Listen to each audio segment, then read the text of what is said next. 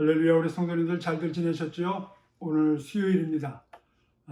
요즘 수요일은 우리 지난주에 했던 설교를 가지고 우리가 어떻게 사느냐 하는 것을 우리가 같이 공부도 하고 또 우리 삶 속에서 실질적인 것을 나누기도 하는데, 우리 지난주에 믿음의 고난과 극복이라는 그런 제목으로 사도행전 4장을 가지고 했습니다. 지금 우리가 벌써 수요일이지만 남은 토요일까지 우리가 어떻게 사는지 한번 삶을 점검해보는 그런 시간을 갖겠습니다. 우리 기도하겠습니다. 하나님 감사합니다.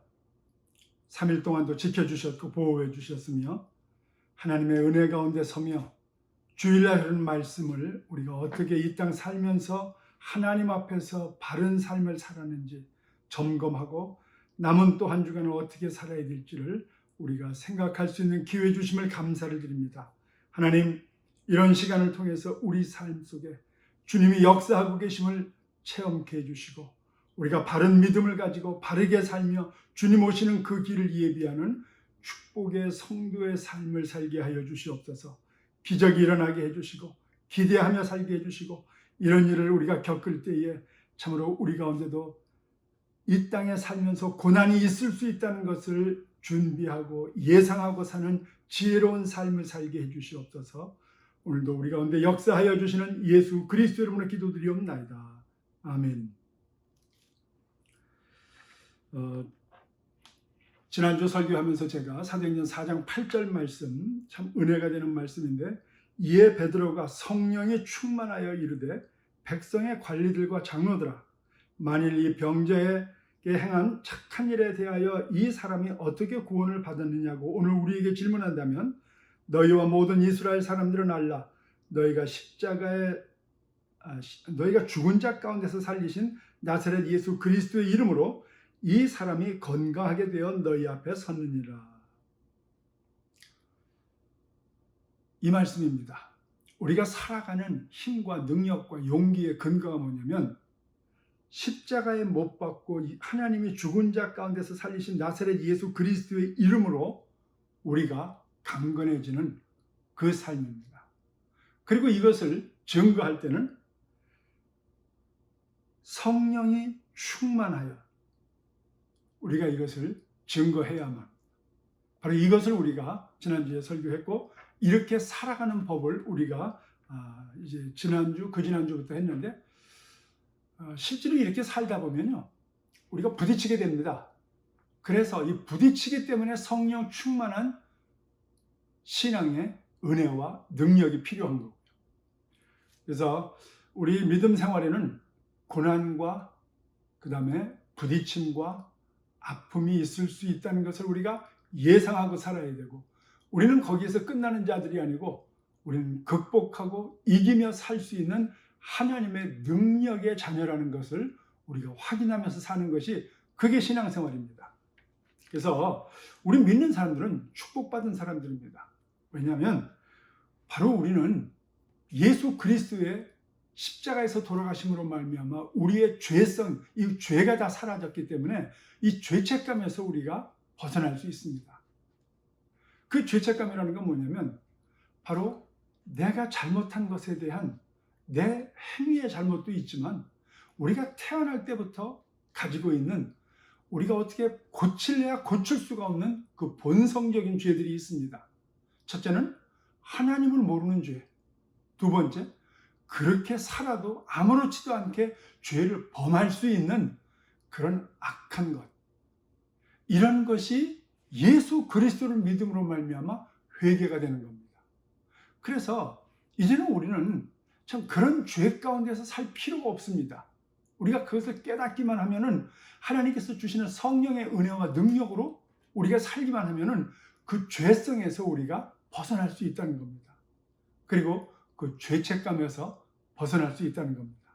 우리는 창조주 되신 하나님을 아버지라 부를 수 있고, 그리고 그분의 인도하심과 사랑 가운데 사는 것이 신앙입니다. 이게 큰 축복이에요. 그래서 세상 사람들이 제일 두려워하는 게 뭐죠? 죽음입니다. 이런 바이러스가 나타났다. 그런데 죽지만 않는다면 뭐 그렇게 고통이 아닙니다. 두려울 필요가 없습니다, 사실은. 이렇게 막 팬데믹으로 만들어 놓고 사람들을 전부 묶어 놓고 못 모이게 하고. 왜 그래요? 그러다 죽기 때문에 그렇습니다. 안 죽으면 이렇게 할 이유가 없습니다, 사실은.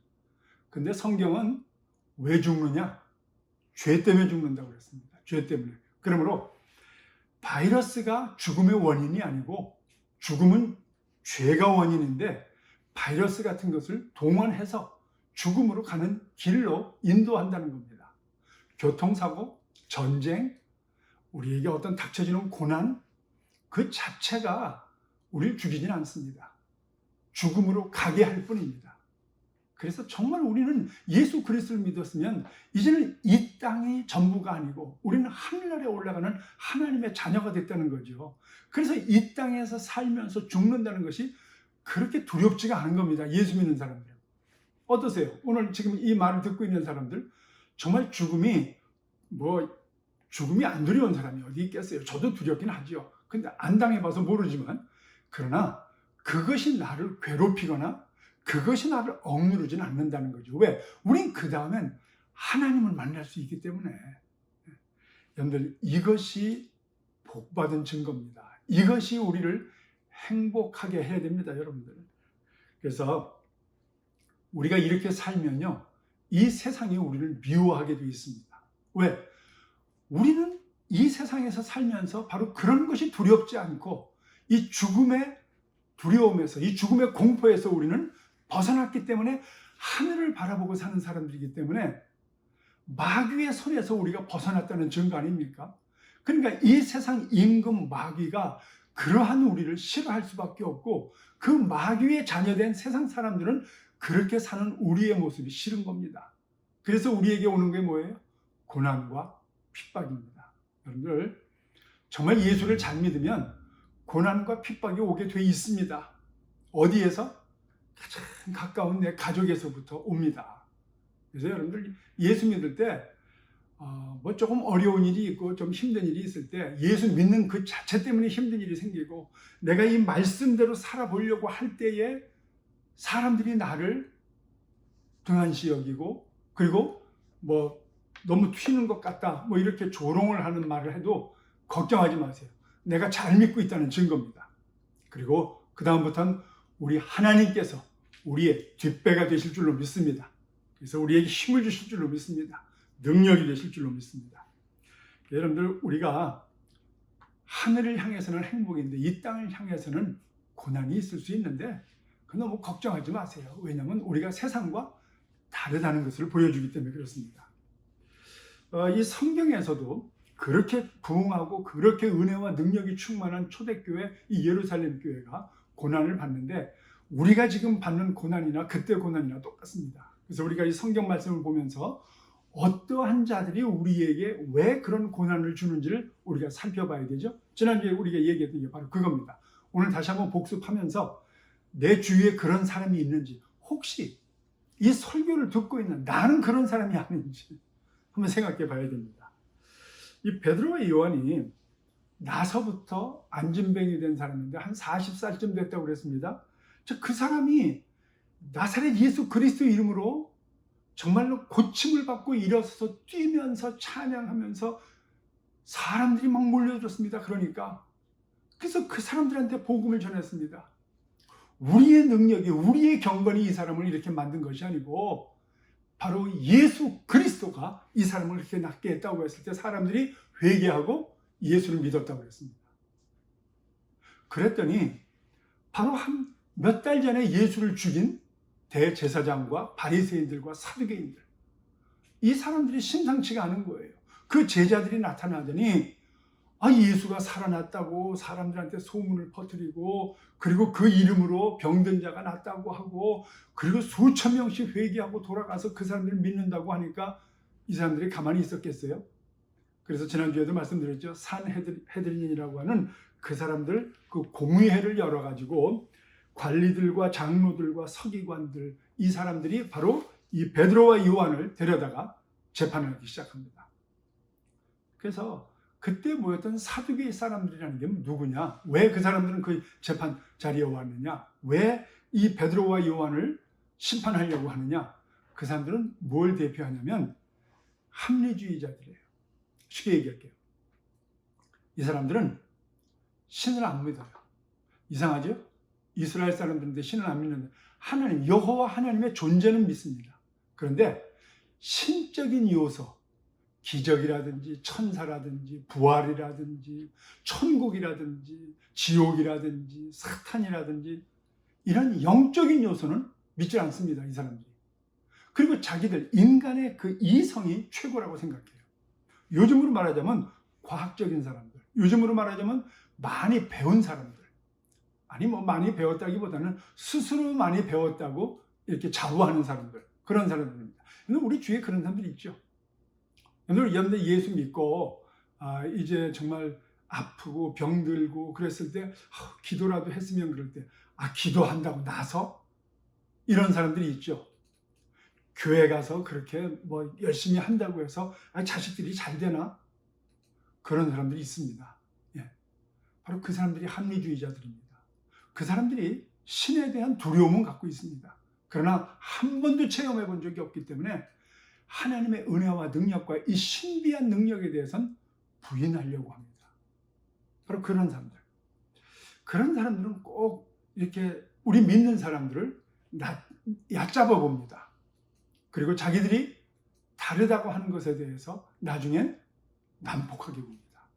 못 믿게 하고, 그리고 그런 일에 대해서는 무시하는 정도가 아니고 괴롭히려고 합니다. 근데 여러분들 이게 교회, 우리 가정이나 교회 밖의 사람들만이 아니고 같은 교회 다니는 사람들도 그럽니다. 체험해보지 못한 사람들. 정말 예수 그리스도에 의해서 기적적으로 하나님의 은혜와 능력으로 자녀들이 변화되고 가정이 변화되고 내 육신의 병이 나아보고 안 될 것 같은 그런 사업이나 직장에서 이런 모든 기적을 체험해보지 못한 그러한 크리스찬들, 심지어는 매스컴들, 기독교 계통의 신문이나 이런 데서 조금만 기적이 일어나도 그걸 이단이라고 하고, 그리고 어려움을 만들고 도태되게 만듭니다. 그래서는 안 됩니다. 만약에 그런 사람에 의해서 지금 고통을 받고 있다면 걱정하지 마시고 하나님께 기도하면서, 그러나 만약에 내가 또 그런 사람이라고 하다면, 나는 그런 기적 같은 거 못 믿겠는데 내 아내를 보니까, 내 남편을 보니까, 내 자식들을 보니까, 내 이웃 누구 어떤 권사님 보니까 그거 다 미신처럼 믿는 거, 혹시 그런 마음이 있거든요. 오늘 지금 이 시간 하나님께 무릎 꿇고, 하나님 왜 나는 이런 걸 모를까요? 기도해야 됩니다. 그래야 우리가 제대로 믿게 되는 겁니다. 그래서 이런 사람들이 예수님을 공격한 사람들이고 2000년 전에 제자들을 공격한 사람들입니다. 그런데 그런 사람들은 지금도 있습니다. 마가복음 16장에 보면 믿는 자에게 이런 표적이 따른다고 그랬습니다. 예수 그리스도를 믿고 예수 그리스도를 증거하다 보면은 곧 그들이 예수 그리스도 이름으로 귀신을 쫓아내고 새 방언을 말하고 복음을 전할 때 정말 꼭 필요할 때는 새 방언을 말하게 하고 뱀을 집어 올리고 어떤 독을 맞지라도 해를 받지 않고 병든 사람에게 손을 얹으면 나음을 입고, 여러분들 이것이 언제나 그렇다는 건 아닙니다.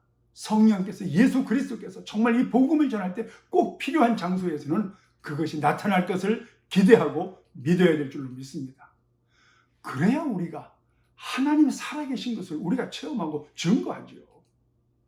우리가 누구나 다 과학적인 두뇌로, 과학적인 방식으로 꼭 그래야만 1 더하기 1은 2라고 하는 그 방정식에 맞아야만 예수를 전한다면 여러분, 우리가 굳이 하나님 믿을 필요가 없습니다. 하나님은 없는 것에서 있게 하시는 창조주 하나님이신 줄로 믿습니다. 두 번째, 그 제자들 베드로와 요한을 핍박했고 그 당시 초대교회 이 예루살렘 교회를 핍박했던 사람들이 누구냐면 전통주의자들, 바리새파 장로들이었습니다. 아까도 얘기했지만 교회 내에서도 그렇습니다. 내가 지금까지 믿어왔던 그 방식, 내가 지금까지 해왔던 예배 모양, 교회의 시스템, 이것만을 고집하려고 하는 사람들, 그게 바로 바리새파 사람들, 종교적인 전통주의자들입니다. 혹시 이 중에 이런 설교를 듣는 중에 내가 그런 사람이면 젊은 사람들 하는 거 마음에 안 들어. 혹시 그런 마음이 있는 사람들, 정말 이것이 예수 그리스도라고 하는 하나님의 복음, 그거 외에 예수 믿고 천국 가고 정말 은혜와 능력과 기적이 일어나는 것, 그거 외에 2차적인 것, 문화적인 것들, 찬양을 어떻게 하고 기도를 어떻게 하고 예배 순서가 어떻고 교회 모양이 어떻고 모임이 어떻게 해야 되고, 여러분들 그런 것이 거꾸로운 사람이 있습니까? 어쩌면 우리는 지금 전통주의자일 수도 있습니다. 아니면 현대판 바리새파 사람일 수도 있습니다. 우리가 잘 생각해야 돼요. 그래서 바로 그 전통주의 사람들이 필요는 합니다. 너무 우리가 또 방종해서 지 멋대로 성경을 떠나서까지 하는 사람들이 있긴 있습니다. 그런 것을 우리가 잘 잡아줄 사람이 필요하지만 전통주의는 안 됩니다. 왜냐하면 예수님 시대에 예수님을 가장 많이 핍박했고 예수님을 가장 반대했던 사람들이 바로 바리새파 전통주의자들이기 때문에. 가장 큰 계명이 뭐냐? 주 너의 하나님을 사랑하고 마음을 다하고 뜻을 다하고 목숨을 다해서 사랑하고 내 이웃을 내 몸과 같이 사랑하라고 그랬습니다. 그리고 그 예수님께서 가시면서 내가 너희에게 분부한 것을 가르쳐 지키게 하라고 그랬습니다.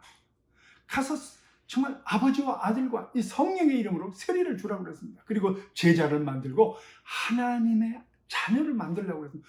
그거 외에는, 그 본질적인 거 외에는 모든 문화적인 거는 변할 수 있습니다. 예를 들어서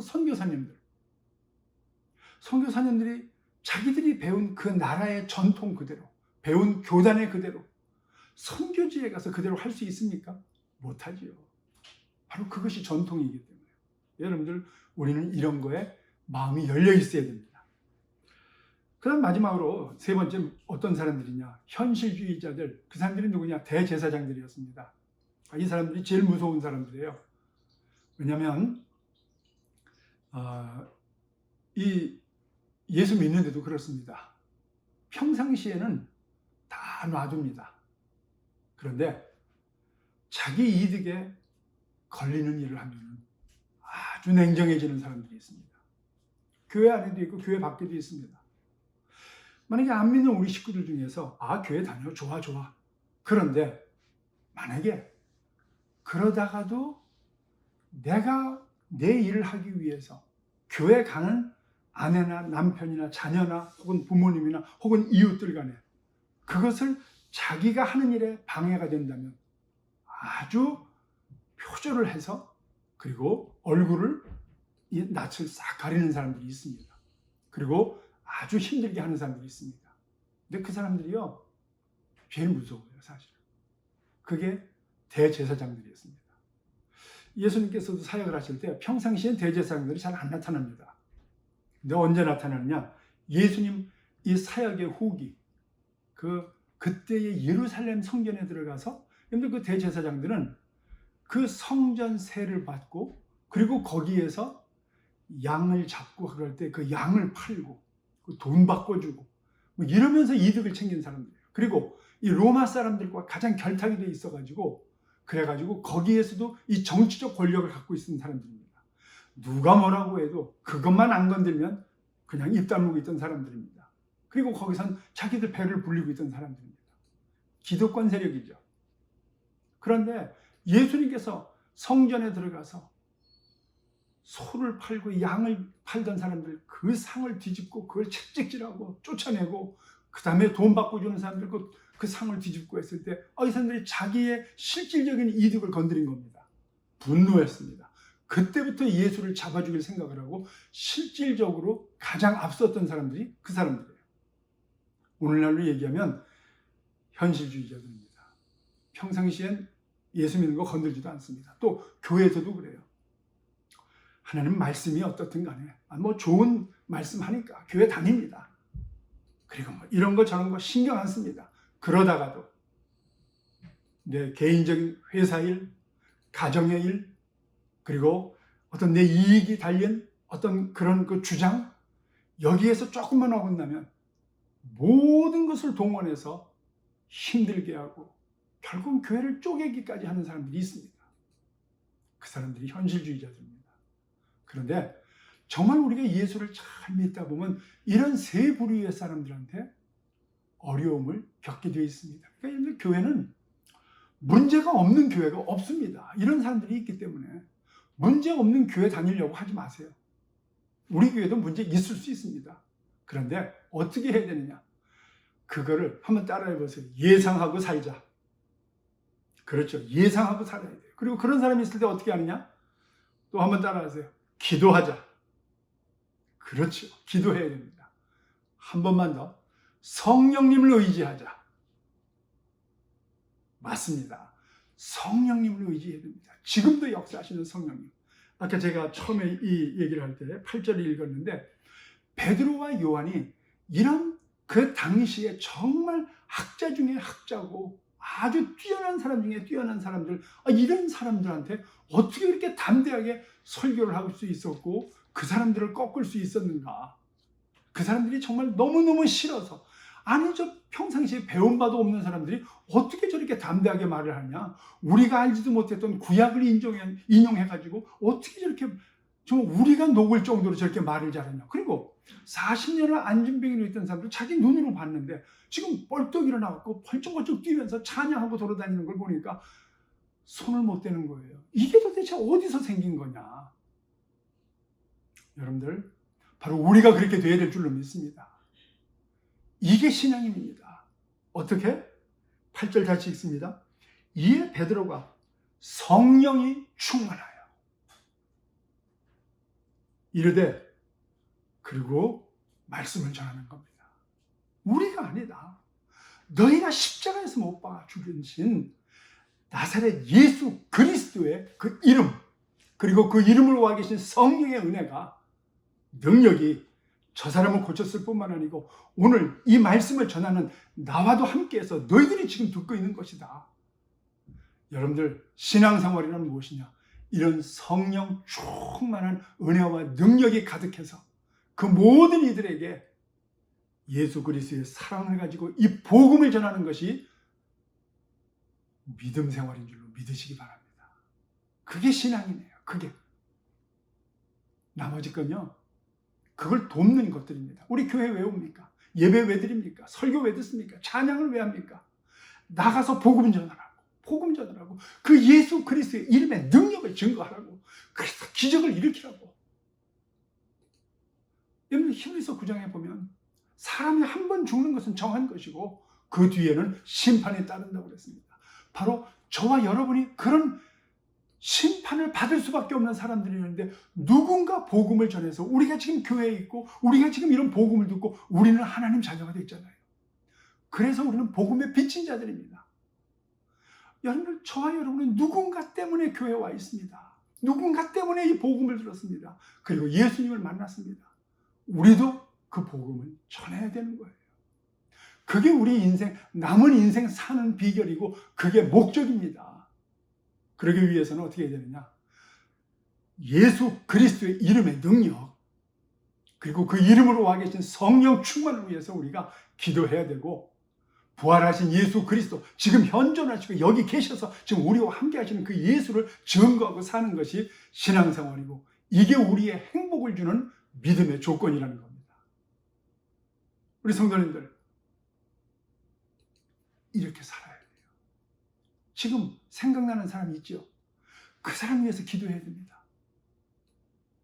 지금 앞에서 내 집을 드나드는 믿지 않는 그 사람이 있죠? 아니, 교회를 다녀도 바로 이런 뜨거움, 바로 여러분들이 지금 듣고 내가 그래 볼까 하는 이런 열정이 없는 사람들, 다시 불을 떼줘야 됩니다. 다시 뜨겁게 해줘야 됩니다. 다시 함께 손을 잡고 기도해 줘야 됩니다. 여러분들, 우리 살아생전에, 예수님 만나기 전에 한 명은 그렇게 해야 됩니다. 이게 신앙생활이고 이게 믿음생활입니다. 그래서 우리를 지금 숨쉬고 살게 하는 겁니다. 우리 사랑하는 성도님들, 왜 못 전합니까? 성격 때문에? 아니에요. 그런 인간 관계에서 그렇게 하기가 싫은 거예요. 나 때문에요. 그 사람이 너무 고집스러우세요? 그 사람이 너무 강해서요? 아니에요. 성령 충만해요. 정말 그 성령의 은혜와 능력으로 전달하면 그 사람 예수 믿게 돼 있습니다. 근데 그렇게 하는 것이 뭔가 모르게 내가 싫은 거예요. 뭔가 내가 눌려 있는 거예요. 성령 충만해서 그렇게 한다는 것이. 그 사람이 아니에요. 강한 환경이 아니고 나예요. 그렇게 해보지 못하는, 그렇게 하려고 하는 의욕도 없는 나입니다. 내가 돌아설 때 우리 하나님께서 역사하실 줄로 믿습니다. 오늘 이 시간 무릎 꿇고 기도할 때 하나님이 역사하실 줄로 믿습니다. 기도하겠습니다. 하나님 감사합니다. 오늘 이 하나님을 만나게 해주시옵소서. 이 수요일 저녁이 전에 없는 은혜와 능력의 저녁이 되게 해주시고 하나님을 만나는 저녁이 되게 해주시옵소서.